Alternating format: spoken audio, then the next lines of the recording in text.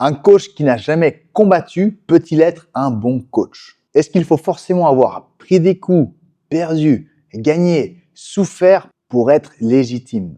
Ça, c'est un sujet sensible. Parce que dans les sports de combat, l'ego n'est jamais très loin. Aujourd'hui, je ne vais flinguer personne, je vais répondre honnêtement. Et ça ne va pas être une réponse simpliste. Commençons par clarifier le mythe du grand coach qui n'a jamais combattu. Il y en a qui me citent toujours Cus D'Amato, le coach de Mike Tyson. Mais Cus n'était pas un théoricien sorti de nulle part. Il avait un solide parcours amateur. Il était même sur le point de passer professionnel, mais une blessure à l'œil l'a empêché de continuer. Alors au final, il a peut-être pas été champion, mais c'était un gros combattant. Il est monté sur le ring, il sait ce que c'est. Souvent d'autres me citent Freddie Roach, le coach de Manny Pacquiao entre autres. Mais ceux-là ne connaissent rien à la boxe ou quoi? Freddie Roach, 53 combats professionnels, 40 victoires. Les gars, en comparaison, Floyd Mayweather a 50 combats. Donc Freddie Roach a fait plus de combats que Floyd Mayweather. Alors c'est pas un amateur du dimanche, ok? C'était un très bon pro, pas un théoricien. Et dans ces deux cas, Cus et Freddie, ils ont dû abandonner leur carrière à cause d'un problème de santé. Tu vois, c'est pas l'avoir souffert qui les a rendus compétents. C'est ce qu'ils ont appris de cette souffrance. Alors l'argument du grand coach qui n'a jamais combattu, calmos.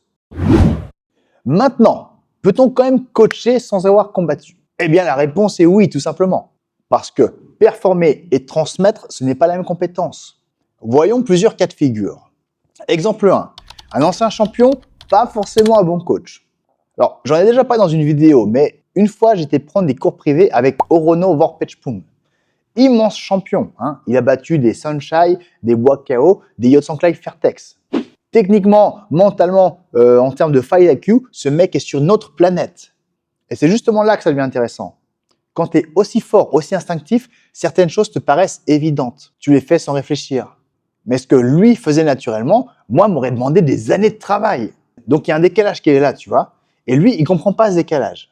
Pas parce qu'il est mauvais, surtout pas, mais parce qu'il est tellement loin devant qu'il a parfois oublié les étapes nécessaires pour en arriver là. Bon, c'est peut-être aussi moi qui n'étais pas assez bon, hein, je te l'accorde. Deuxième exemple. Attention, ça ne veut pas dire que tous les anciens champions sont de mauvais coachs. Au contraire, hein, quand tu as le combo ancien champion, bon coach, alors là, ça fait des étincelles. Alors, on a déjà parlé en intro de Freddie Roach, mais Robert Garcia, lui aussi, multiple champion du monde, IBF, WBO. Et ensuite, il a emmené des mecs au top, des mecs comme Brandon Rios, Margarito, Maidana, Mickey Garcia, Nonito Donaire. Bref, la liste est longue. Et en Muay Thai, il y a aussi Medizatou, hein, le coach de Nabil Hanan. Lui aussi, il boxait du lourd, hein, des Liam Harrison, des Senshai.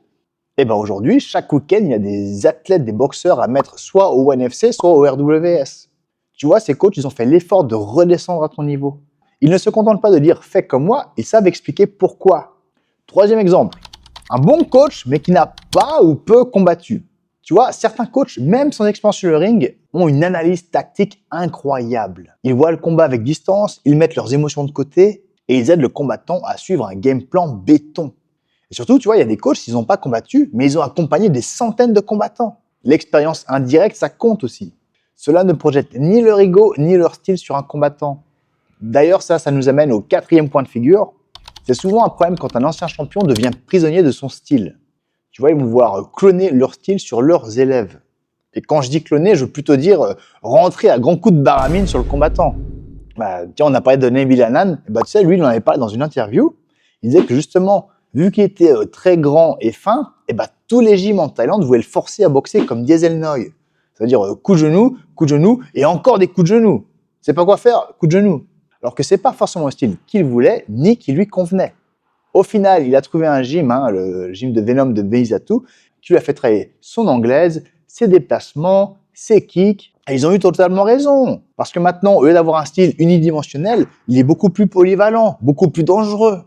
Alors tout ça pour revenir à l'exemple du coach qui n'a pas combattu ou peu combattu, eh bien ce genre de coach, il peut être beaucoup plus neutre par rapport au style à adopter pour le combattant.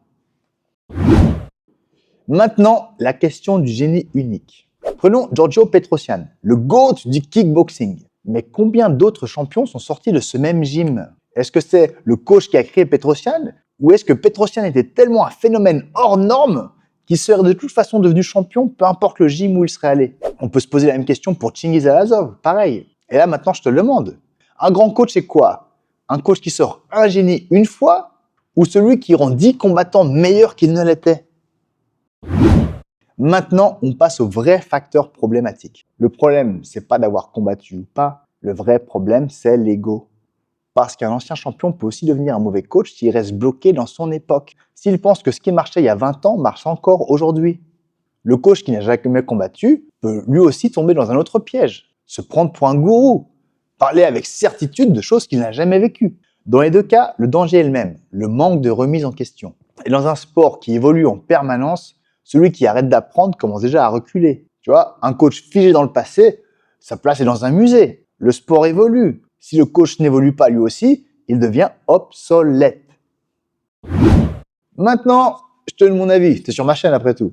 Si j'étais combattant aujourd'hui, oui, j'aimerais un coach qui a goûté à la compétition pour qu'il sache vraiment ce que ça implique. Les sacrifices, les régimes, le surentraînement. Mais attention, je voudrais pas non plus d'une star qui n'a goûté qu'à la victoire. Ah non, je voudrais d'un coach qui en a chié dans sa carrière de combattant. Un coach qui sait qu'est-ce que c'est que de se préparer pendant des mois et de se faire voler par des juges sans scrupules. Un coach qui sait qu'est-ce que c'est que de monter sur un ring où tu as 800 personnes qui te détestent et veulent te voir perdre, quand toute la salle te siffle et t'insulte. Un coach qui sait qu'est-ce que c'est de perdre, de douter, de se remettre en question et de revenir plus fort.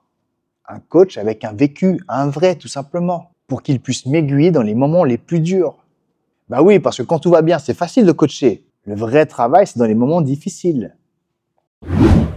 Au final, on voit bien que ce n'est pas avoir combattu qui rend légitime, c'est la capacité à servir le combattant, à rester humble, à continuer d'apprendre. Le bon coach, c'est pas celui qui parle le plus fort, c'est celui qui te fait avancer. Alors dis-moi maintenant, si toi tu étais combattant, tu choisirais qui dans ton coin? Un ancien combattant avec du vécu, des défaites, des victoires, de l'expérience du ring, ou un coach très pédagogue mais qui n'a jamais combattu? Franchement, le choix n'est pas si simple. Et au passage, peu importe le parcours de ton coach, si tu es fier du tien, écris son nom en commentaire de cette vidéo, parce que ce qui compte vraiment, c'est pas son palmarès, c'est l'impact qu'il a eu sur toi, sur le combattant que tu es devenu et sur la personne que tu es en train de devenir.